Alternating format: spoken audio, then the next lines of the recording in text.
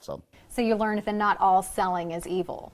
well, certainly selling itself is not evil. I mean, selling itself is really what, is what makes the world go around. Nothing happens until something gets sold, right? But the real question is what's the ethics behind the sale? And I always say it's very, very simple in my mind. If at any point in time a salesman is putting their own selfish interest before the interest of the person they're trying to influence or persuade, that's when you cross over the ethical line. See, in my mind, applying a little bit of pressure, healthy pressure to someone who could really benefit from what you're trying to sell them, there's nothing wrong with that. Because, see, many people go through life and they're almost blocked from making decisions. They have been taught since they're this big, by their parents and by, don't trust a salesperson, don't do this, always from a fear-based point of view, and they live life with lack. They don't live a life of abundance. So they go through, they might need something, like let's say it's an insurance, let's make up something, like an insurance product, life insurance. They have a family, right? And it's a 35-year-old man. He's got 2 kids, and he should have life insurance, right? But he's so blocked about buying or trusting, he won't make a decision. He's just, he's one of these slow, methodical people, and then all of a sudden, God forbid, he passes away, his family's exposed. So ask yourself this question. If an insurance salesperson who has an unbelievable product that fits all this person's needs, that can protect his family, make sure they're going to be taken care of no matter what, have built equity in the program, get interest, tax, all this stuff, is it ethical for this person to make a very strong case and to persuade this man, say, listen, buddy, I think you're in a bit of denial here? That, to me, is ethical persuasion.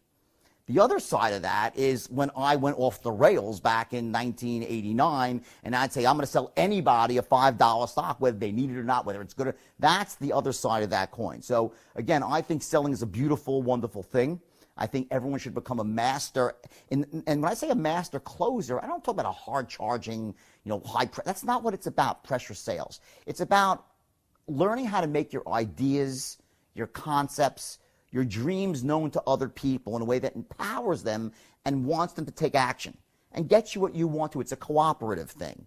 It's not about you getting what you want and them getting the short end of the stick. It's about 2 people coming together. One person has something the other person needs, and the person who has it being able to fill that need elegantly and help the person, empower them, and make money too. To me, that's what really business is all about.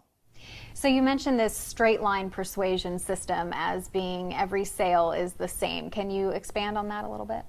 Yeah, sure. That's really what's at the heart of the straight line, in the sense that, you can look at a sale and approach it in a way where, there's a start and there's a finish, and there are certain things that have to happen along the way. In other words, it's not like some random, bizarre, psychic thing when someone goes from saying, let me think about it, to saying, yeah, let's do it.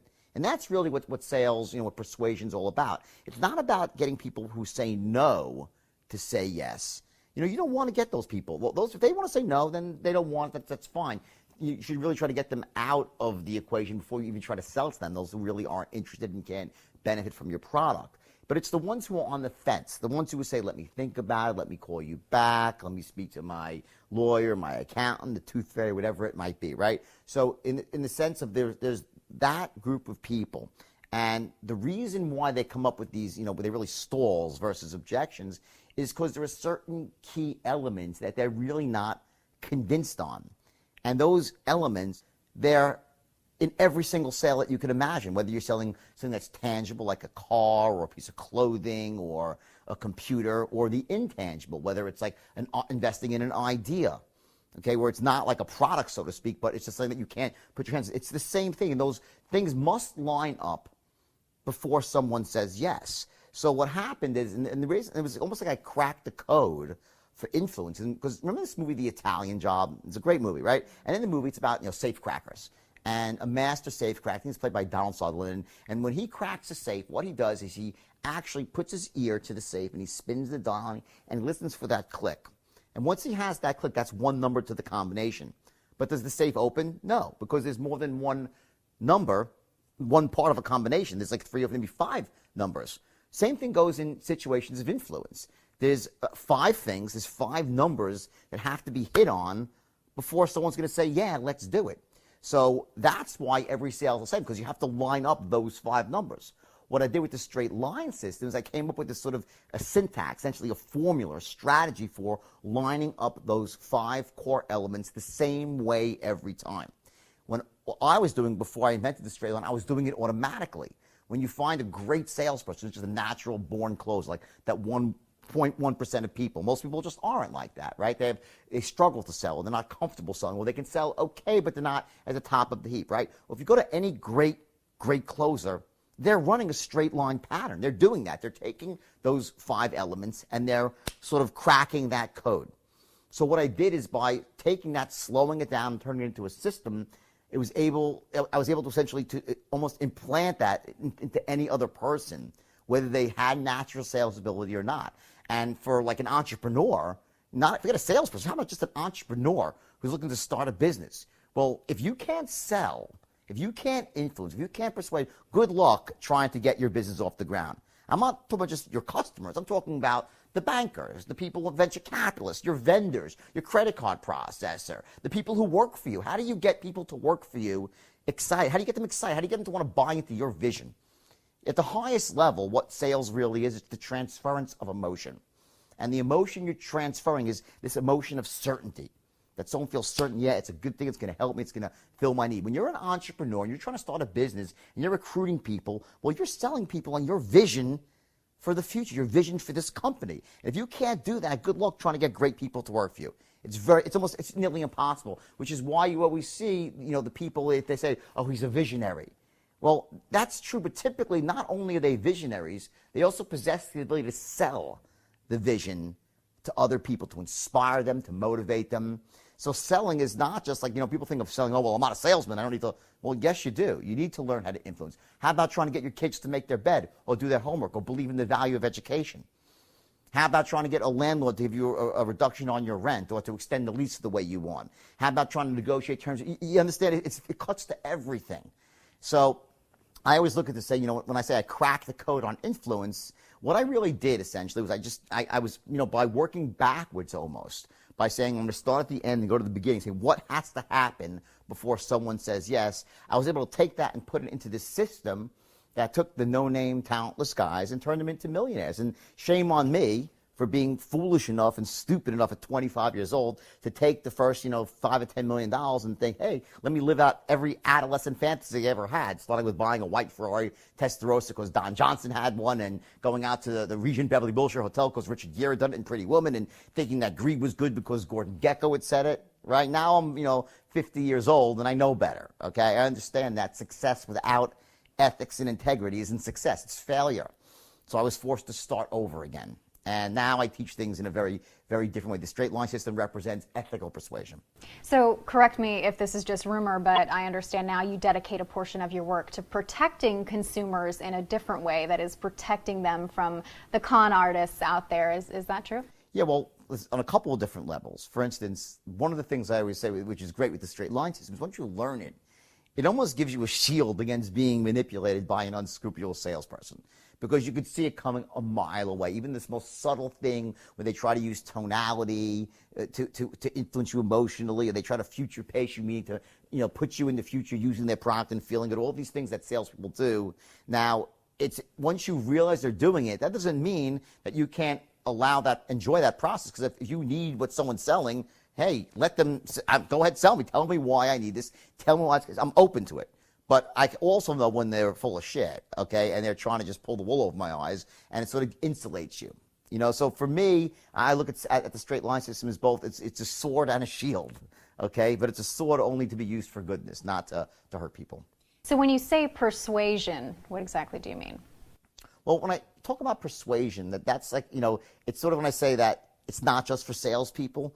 Persuasion is really about, making your ideas, your concepts, your thoughts, your hopes, your dreams known to other people in a way that wants them to be a part of it, that moves them to take action. There's this idea of what is success, how does someone become successful? Well, it always starts with them having a vision for the future.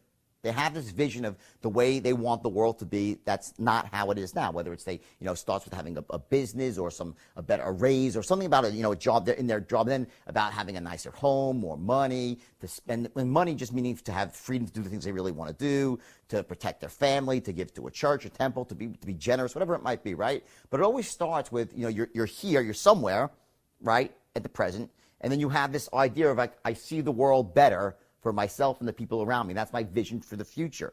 And the question really is how do you connect the dots? How do you go from this place to that place, right? Well, I will tell you this. If you do not know how to persuade people, it is virtually impossible unless you want to hit lotto. You get lucky, you can hit lotto. Or if you remember the Lucky Sperm Club, you inherit it from your parents, right? Well, maybe, yeah, you can circumvent that process. But it's really about seeing the world as it is right now accurately, not worse than it is, but seeing the world accurately, then seeing the world better than it is, and then developing a strategy to get there. And one of the cornerstone strategies for that is being able to persuade, to influence, to make your thoughts known in a way that empowers people and gets you what you want to. You know, most people, and here's the irony, is that most people don't have a compelling vision for their own future. They don't. They move through life setting goals.